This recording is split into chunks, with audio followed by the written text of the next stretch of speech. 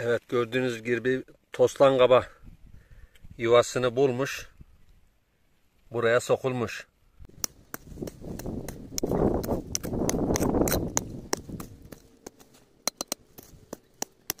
Evet, değerli izleyicilerimiz, şu an dağa geldik. Şöyle dağda bir taştan şömine yapacağız. Bakalım şöminemiz nasıl olacak?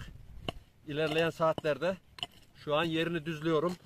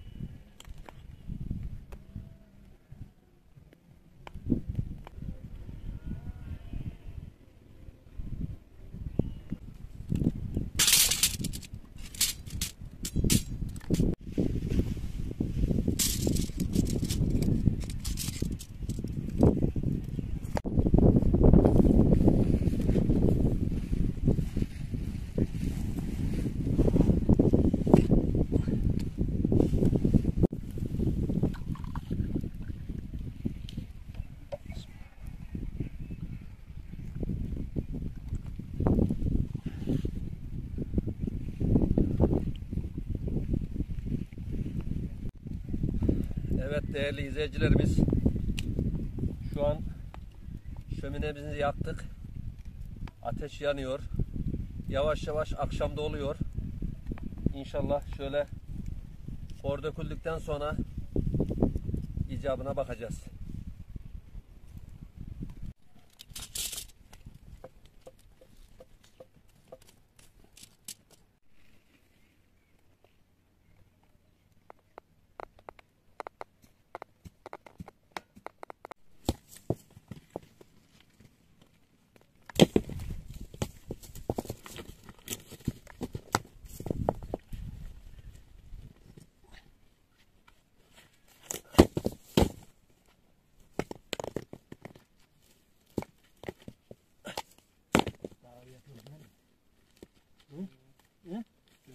Evet arkadaşlar, taşları neden atıyoruz?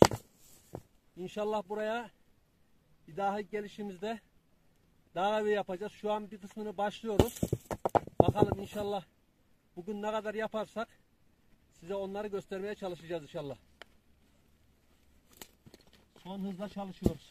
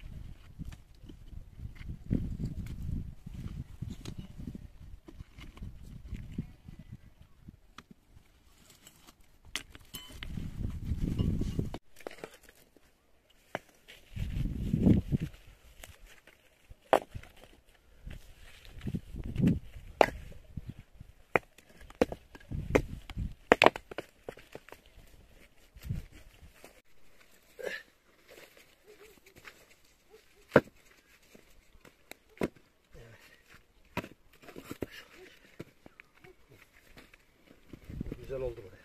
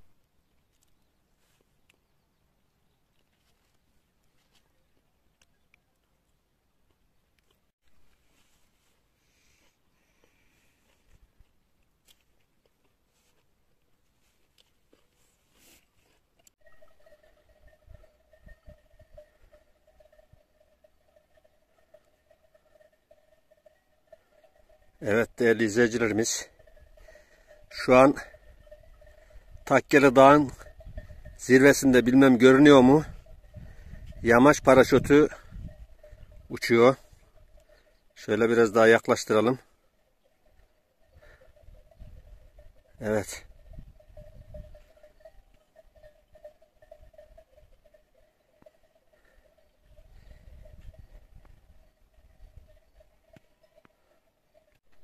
Şöyle aşağıda gördüğünüz gibi kaklık diyoruz biz. Böyle kendiliğinden oluşmuş. Taşların oyuklarında sular birikiyor. Ondan kurtlar, kuşlar sebepleniyor.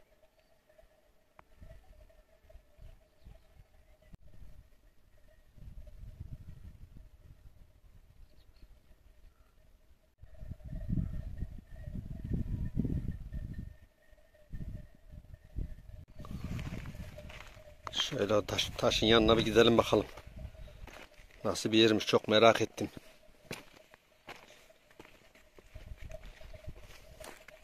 Sanki buraya özel yapılmış gibi görüyorsunuz değerli izleyicilerimiz. Tam kayanın tepesinde böyle su birikintisi var. Şöyle yanında bir badem ağacı var. Birkaç tane bademi var. Aşağıda koyunlar akşam güzelce şöyle yayılarak geliyorlar.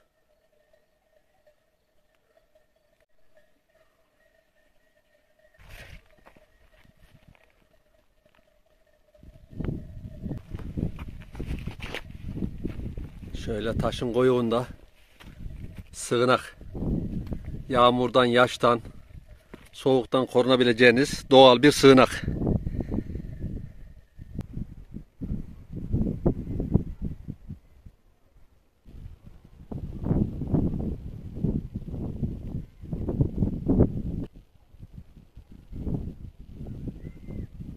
Arkadaşlar, evet gördüğünüz gibi toslan kaba yuvasını bulmuş, buraya sokulmuş.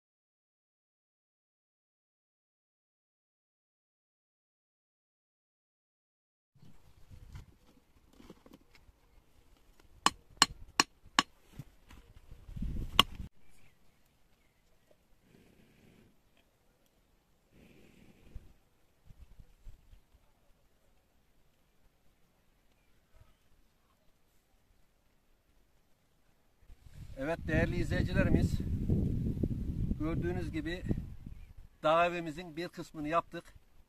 Vakit de bayağı bir daraldı.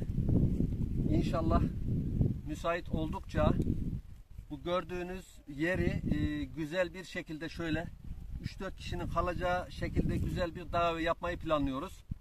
Şu an şöyle az yükselttik. Gördüğünüz gibi L şeklinde yaptık. Kalan kısmını da inşallah müsait oldukça buraya geldiğimiz zaman sizlere göstereceğiz.